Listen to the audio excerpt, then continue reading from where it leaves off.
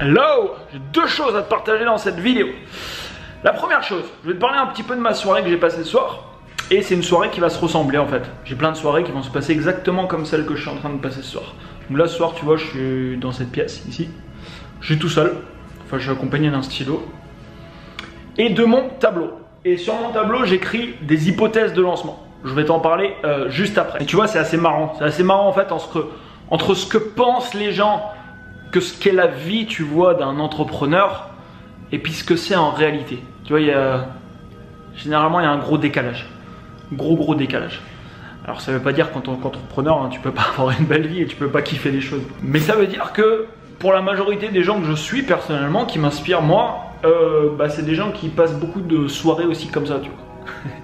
Tout seul, pas accompagné je sais pas d'une bomba latina qui les attend dans leur lit ou dans un super endroit avec leur PC au bord de la piscine en train de regarder un magnifique coucher de soleil.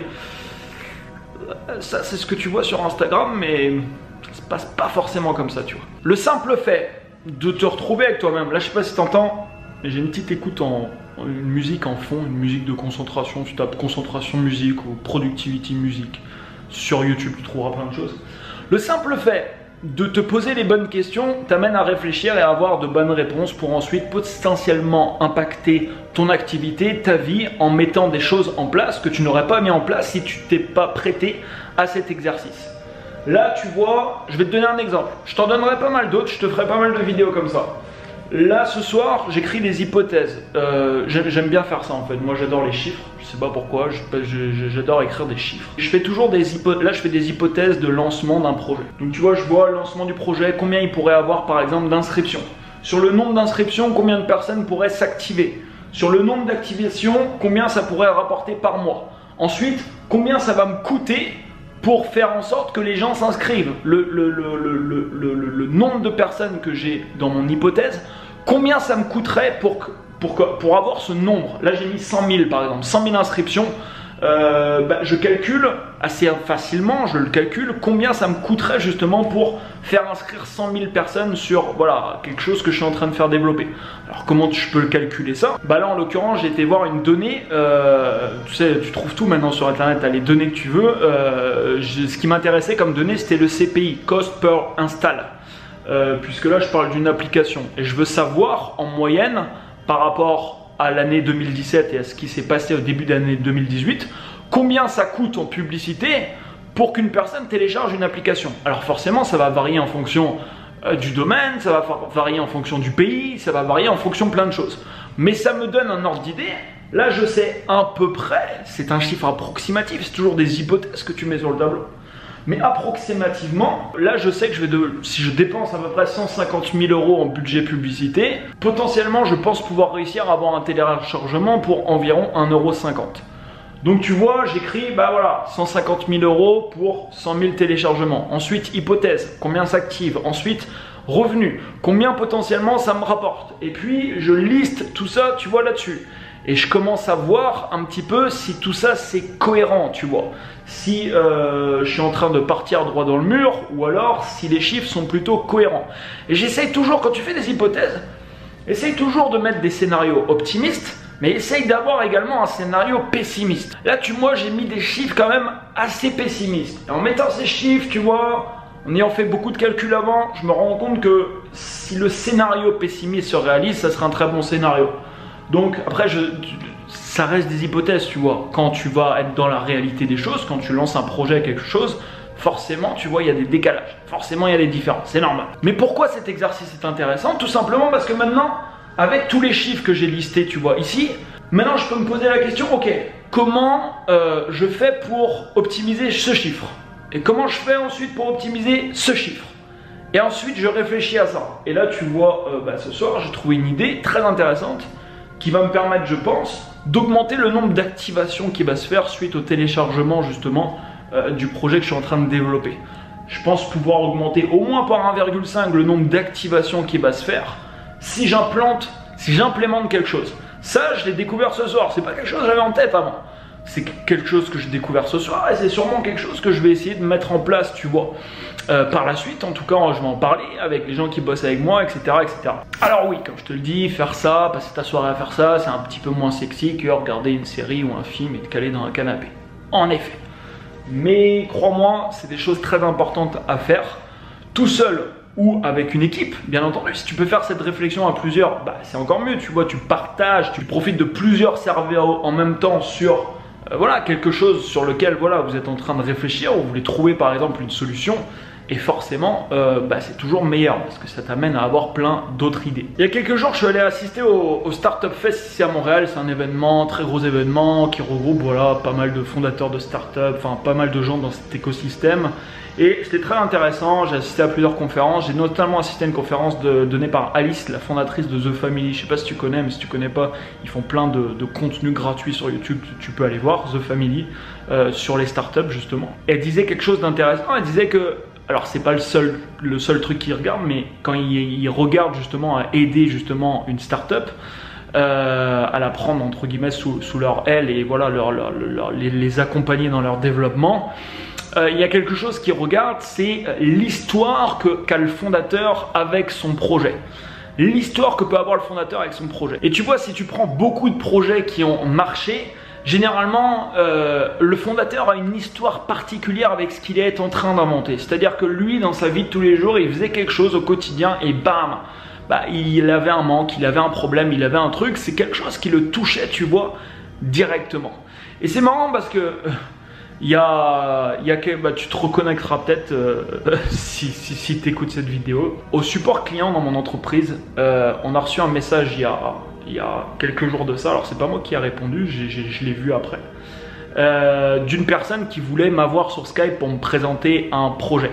Et Caroline, qui travaille avec moi, lui a répondu que j'étais pas en recherche de projet dans lequel je travaille actuellement, puisque je développe déjà des projets et voilà, je peux pas être partout et j'ai pas envie, tu vois, de développer autre chose. Parce que développer autre chose, ça veut dire concentrer moins d'énergie sur, tu vois, ce que j'essaye et ce que je suis en train de mettre en place. Donc Caroline lui a répondu ça et il a répondu, je crois que c'est hier ou aujourd'hui, je sais plus.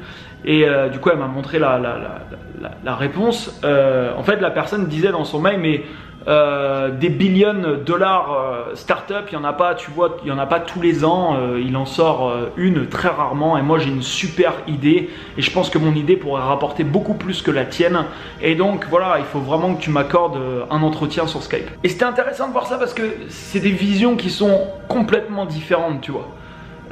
Je vais pas rentrer dans un projet demain parce qu'il a le potentiel de générer des milliards par exemple. Si j'ai pas le moindre intérêt, si j'ai pas la moindre passion avec ce projet, ben, premièrement je vais pas m'éclater dans ce projet et deuxièmement je vais pas forcément apporter des bonnes choses, tu vois, pour le projet.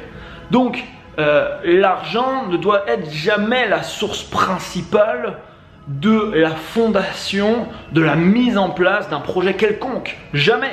Si tu regardes, je regardais aujourd'hui, alors aujourd'hui j'ai fait beaucoup de recherches, je regardais les top fortunes dans le monde, les milliardaires, les gens les plus fortunés du monde en fait. Donc il y a Jeff Bezos en premier, fondateur d'Amazon, il y a Mark Zuckerberg en 3e ou 4e position je crois, il y a Bill Gates, fondateur de Microsoft.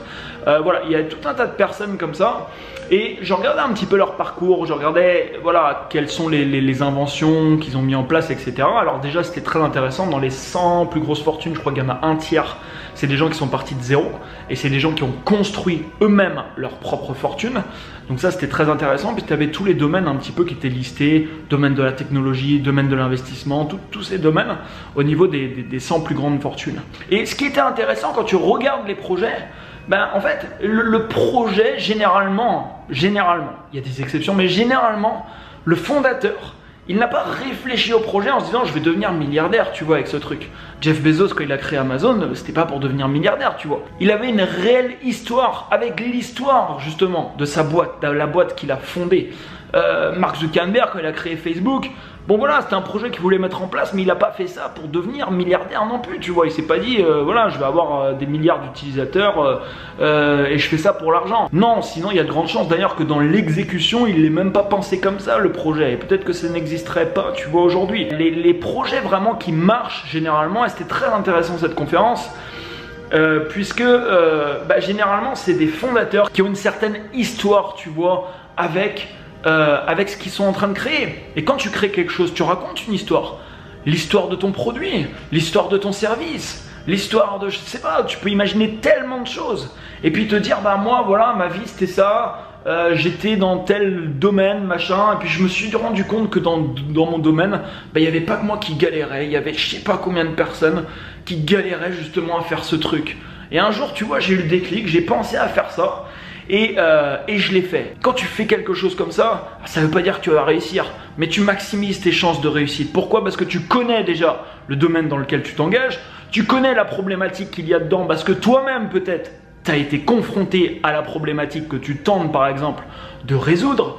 Et donc, c'est un plus forcément. C'est un plus dans l'accomplissement de ton projet. Voilà, donc ces prochains mois, je vais passer des dizaines de soirées par mois dans cette pièce, tout seul, à réfléchir devant un tableau blanc. Oui, tu vois, ce qu'il y a à l'extérieur, ça fait plus rêver. Tu vois, il y a plein de super restos partout, il y a plein de gens partout, il y a plein de choses à faire. La vie d'un entrepreneur, c'est également ça. Donc, entre ce que tu vois sur Instagram et la réalité, je peux t'assurer qu'il y a un monde qui est différent. Et le truc, c'est qu'il y a beaucoup de gens qui se lancent dans l'entrepreneuriat pour avoir le monde imaginaire qu'ils peuvent voir sur les images. Malheureusement, quand ils sont dedans, ils se rendent compte que ce monde imaginaire est imaginaire. Et quand ils se rendent compte de la réalité, il y a beaucoup de gens qui abandonnent leur projet. Pourquoi? Parce que la seule motivation à faire le projet, c'était l'argent. Et quand ta seule motivation à faire quelque chose, c'est l'argent, quand il n'y a aucune histoire, aucune passion derrière ça, je veux dire, au premier obstacle que tu vas rencontrer, et crois-moi, si tu es un entrepreneur, tu ne vas pas en croiser qu'un des obstacles, tu vas en croiser beaucoup sur ton chemin, y a de grandes chances que tu abandonnes en cours de route. Et oui, quand tu es passionné par contre par le truc, t'as vraiment une histoire avec ce que tu es en train de faire, ça change la donne. Et crois-moi, tu auras une persévérance généralement beaucoup plus importante. Pense à faire ce simple exercice très important. Hypothèse optimiste, hypothèse normale, hypothèse pessimiste. Tu prends les chiffres, tu regardes la cohérence. Tu dis ok, ce chiffre-là, comment je l'améliore? Mais ça, tu peux le faire avec les chiffres réels. C'est-à-dire que l'entreprise que j'ai actuellement, je le fais également avec des chiffres qui sont concrets. Des chiffres qui se passent actuellement. Ça, c'est un projet que je vais mettre en place. Donc, c'est une hypothèse de projection de ce que je pense être réalisable. Mais tu peux le faire. Si tu as déjà lancé des choses, tu peux le faire bien entendu avec des choses et des chiffres concrets. Et à chaque fois, pointer du doigt en chiffres et te dire ça, je passe ma journée s'il faut. Mais à la fin de la journée, je saurai comment ce chiffre, je le passe de 4 à 6. Et si je passe ça de 4 à 6, crois-moi, à la fin de l'année, ça va créer une différence dans mon business, dans ma vie, dans mon activité, et pourquoi pas sur tout un tas d'autres vies qui sont connectées de près ou de loin au projet en question.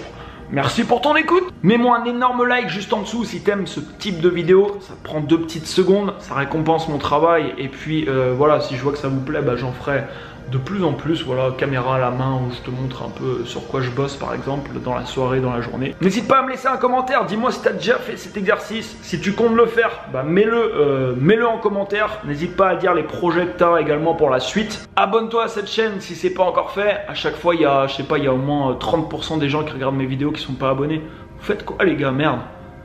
Putain, il y a un bouton à appuyer, cliquez dessus. Et à côté, tu as une petite cloche. À côté du bouton s'abonner, appuie dessus parce que malheureusement YouTube t'informera beaucoup plus des vidéos qui font 200 000 vues et qui lui rapportent de l'argent, tu vois, que des vidéos comme ça qui lui rapportent que dalle au final. Donc n'hésite pas à cliquer sur la cloche pour être informé quand une vidéo sortira. Je te souhaite une excellente fin de journée et je te dis à très bientôt. Ciao ciao.